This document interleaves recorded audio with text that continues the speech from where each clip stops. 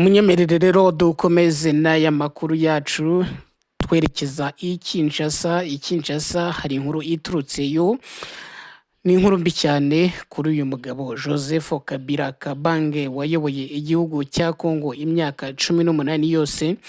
Uyu mugabo akaba yaramaze kujya mu ishyamba ndetse mu mezi make ashize we nabo bafatanya batavuga rumwe n'ubutegetsi bwa Tshisekedi bashinze ihuriro ryitwa Sovola RDC. Urugo rero rw'uyu mugabo i Kinshasa rutewe rurashwemo amasasu menshi cyane. Turaje turebe ikibihatse bitewe n'iki, byose turabikuzanira muri aya makuru urabimenya byose aho byakavuye naho byakageze hose turabikubwira.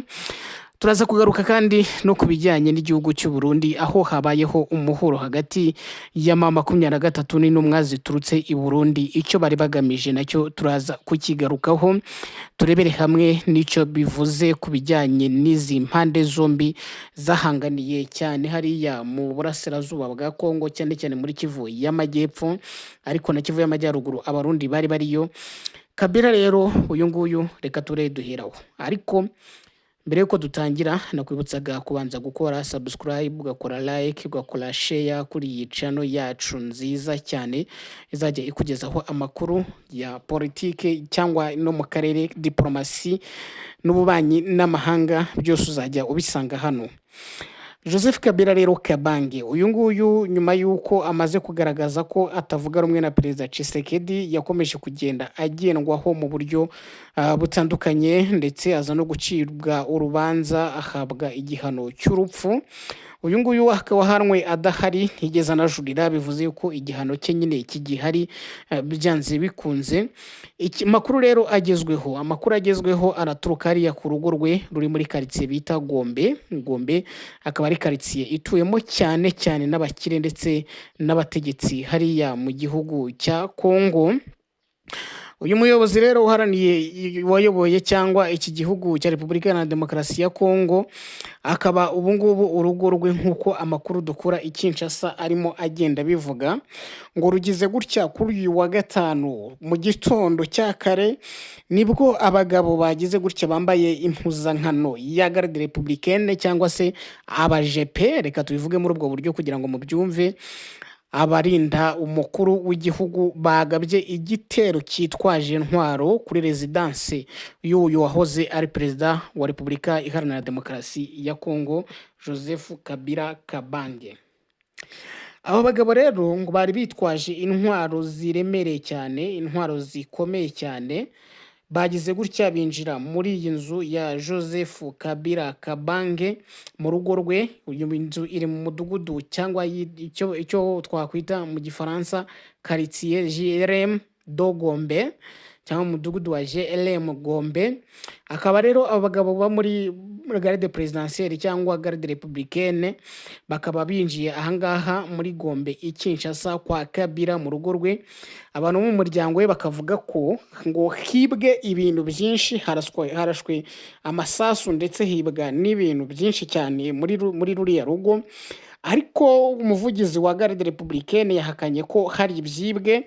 Abo bagabo rero cyangwa ubu busahuzi bwakozwe hariya ku rugo rwa Kabila ngo bwari buhagarikiwe cyangwa ni igikorwa cya operation yashyizwe mu bikorwa ihagarikirwa no bita Jean Lando Ruhakumbirwa rero uyu nguyu akaba yarigeze kuyobora urwego rw'igihugu rushinzwe iperereza, l'Agence Nationale de Renseignement ANR, akaba ubungubu ari gukora muri presidence ya Repubulika hariya muri Repubulika Iharanira Demokarasi ya Kongo, akaba akora mu biro bya Perezida Felix Tshisekedi. Niyo ngo waruyoboye izi ntumwa zagiye gusaka kwa Joseph Kabila hanyuma zikibayo n'ibintu bitandukanye. Uretse ibingibi byabaye uyu munsi, reka duse n'abatera akajisho mu kwezi kwa kane uyu mwaka nabwo abasirikare bo mu rwego rw'ubutasi basatse rumwe mu ngo za Joseph Kabila wabaye perezida w'iki gihugu mu rugo ruherereye nyine Kinshasa hariya. Aba basirikare ngo bagize muri uru rugo nabwo mu masaha ya mu gitondo, abagabo bari bambaye impuzankano y'igisirikare cya leta ya Kongo baje nta nyandiko yemewe n'amategeko ibemerera gusaka bafite, bahungabanya umutekano w'ababa muri urwo rugo. Umuryango wa Kabila ukaba waramaganye icyo gitugu n'igikorwa cyakozwe kitubahirije amategeko. Ubwo rero bageraga mu gace ka Limete, ubu ngubu noneho basatse muri ahitwa GLM, quartier GLM Gombe. Aba noneho bari bagiye mu gace kitwa Limete karimo icyanya cy'inganda.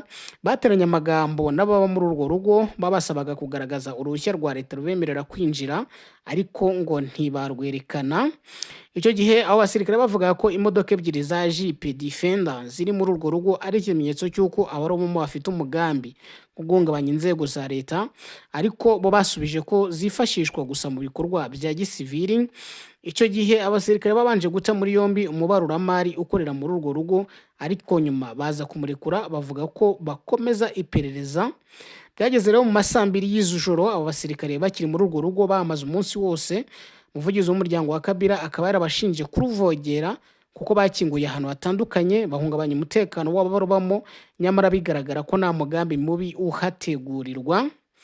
Ubutegetsi rero bwa Kinshasa bumaze igihe bwibasira Kabila bumushinja gukorana na M23, cyane cyane akaba ari ihuriro ririmo umutwe witwaje intwaro wa M23 urwanya ubutegetsi bwa leta ya Congo ndetse n'ihuriro nyine AFC, byose byihuje muri Werurwe. Kabila akaba icyo gihe yarabaga muri Zimbabwe, ariko ubu ngubu yaratashye asigaye aba hari Goma, nubwo akenshi na kenshi aba yagiye mu bindi bihugu bitandukanye.